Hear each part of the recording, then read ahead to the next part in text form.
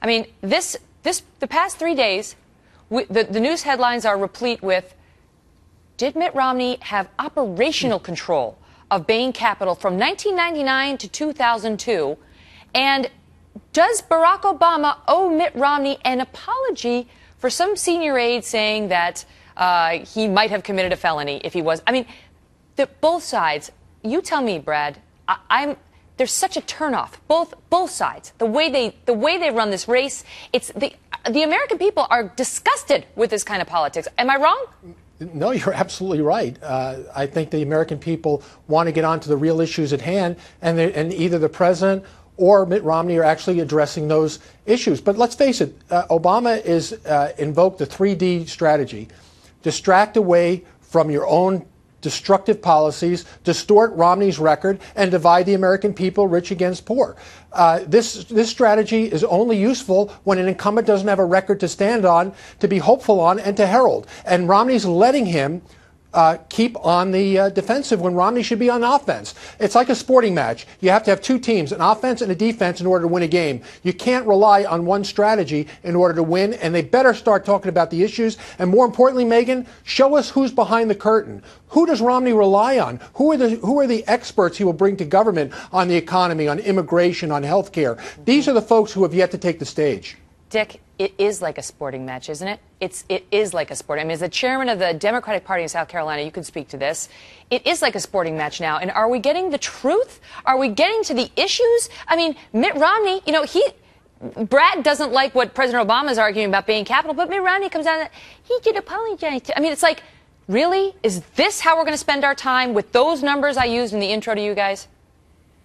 Well, I think it's important to remember, and Brad, I'm sure, wasn't aware of this was going on in 2004, when John Kerry, the major issue was the Swift boat issue, what his Vietnam War record was going back 30 years rather than just 10, Brad. So, this is not unprecedented. We did it in 2004 when George Bush did it to distract this country from what he was doing, which we ended up paying for in 2008. But without the partisan yin-yang, there's no question that because of independent spending groups, because of the inability of the American people to fight their way through the haze of battle, we've resorted to, throwing punches at each other. And let me say this. I think at the end of the day, Mitt Romney's got to put out 12 years of income tax returns and show the American people that he hasn't been really? No, I think I mean, like his father did. Like his father did. Maybe he doesn't. But you tell me whether those unemployed, 26 million or underemployed, give two figs about Mitt Romney's tax returns from 10 years ago. They don't. And this is only to be used, again, to divide, distract, and distort the real issues which the American people care about. The Democrats would like the fodder. They already have 2 years of tax returns. They've combed through those. There's nothing there. So what they want to do is have another few years of tax returns so that, again, they can create a smokescreen. The American people are sick of it. And, Dick, you know better than anybody that you're not going to win an election blaming third parties. That's too easy. We have a president about to go on television, and it went on television on Friday, and the message that he was giving was very destructive. And it was not hopeful about our future or what he's done for the country. And the same thing can be said about Romney. But they both do it, Brad. That's what I was going to say. Romney's doing it too. But they both talk out of both sides of their mouth because President Obama, he wants credit for being positive, for being such a positive messenger. And so does Mitt Romney. And when they sit down with an interviewer one-on-one, they're very positive. But then when they get off camera, Dick, that's right, when they go to the ad campaigns, they're completely negative and they lie. They lie. Mitt Romney put out an ad about Solyndra that the Washington Post said was full of Pinocchios and not true. And Barack Obama did the same thing about Mitt Romney's time at Bain Capital. Does truth matter anymore at all in the political process, Dick?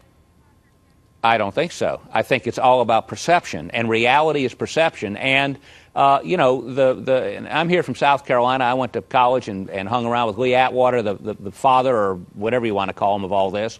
And he understood that it is the battle. It is it's not whether your team or their team's better. It's when they get on the field and when they go at each other and oftentimes you'll see an unsportsman call, or you'll see a clip, or those sorts of things, and that's what's going on here. Look what happened in, I mean, to take the analogy a little bit further, look what happened in New Orleans. We had people being paid to hurt people. I don't see the New Orleans Saints being any less popular this year than they were last year. This is a cultural issue. It's beyond politics. Yeah. Truth matters, Megan, until Truth matters. There's an the audience American for people it. are a Go lot ahead. smarter. Does it matter? Does it matter, Brad? Because you bet. I mean, just look, I talk about both sides do it with the misleading ads, but just for an example, the Bain Capital one that the White House, or the re-election campaign from the White House put out, gets all these Pinocchios from the Washington Post. And then they continue on with a line of attacks. Of course. And I'm sure Mitt Romney's going to do the same in his cylinder attack that got the Pinocchios. Like, does truth matter? Truth matters, and you're seeing it in the polls being reflected, Megan, in the piece that you ran just a few minutes ago. It shows that the American people are seeing through this nonsense and are getting turned off by it. So, yeah, they hear the noise, but they want to hear the facts. And truth matters. They can decipher truth from falsehood. And at the end of the day, when they go into that voting booth, they're going to be voting for truth. They're not going to be voting for fictitious facts that they know are false. Dick, let me ask you this. So you point out you talk about the Swift voting back in George W. Bush's re-election campaign. Take us back a little further. I mean, I don't remember well enough what was happening when Reagan was running for re-election, you know, or back even before that. Has politics always been this way? Or is it just now in the land of, 24/7 cable that there's a bigger spotlight on what happens?